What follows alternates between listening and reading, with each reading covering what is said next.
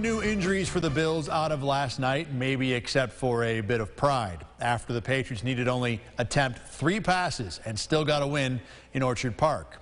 New England ran it 46 times for 222 yards. Now, play-to-play wasn't all that terrible for the Bills. They allowed only 3.6 yards per carry outside the 64-yard Damian Harris TD that tilted the game away from the Bills. There were lots of things that went wrong on that particular play. Gap integrity is everything, and we got out of our gap. You know, we got some guys that got cut out of their gaps, and we had some guys that overran the ball. And, you know, we got to take good angles to the football.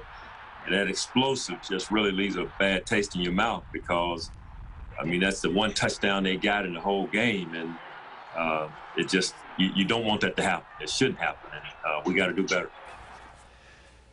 It was one of the great Buffalo weather games. While the snow was not a factor during the game, it created some pretty cool visuals pregame. For more, time for our weekly trip down to field level.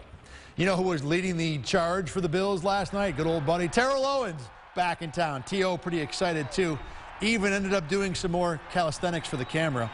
Now when it's that cold, everybody welcome in front of the heater. Player and referee mingling together. Stephon Diggs in the first half at one point went out to the defensive huddle to fire those defensive guys up. Diggs has been a very good sideline leader this year. Unfortunately, this game left Diggs shaking his head, and it was Bill Belichick who went smiling all the way back to Foxborough with a win. Now, 1,000 talking points came out of that Bills loss last night. The one turning most heads today actually came after the game when Micah Hyde and Jordan Poyer got into it with a reporter regarding a question about that Bills' historic inability to stop the Patriots despite New England attempting those only 3 passes. It's been over 40 years since the team has won a game running that few times in a game, passing that few times. Is that embarrassing? I mean, what kind of question? What are we doing, bro? What kind of question is that? It's a question.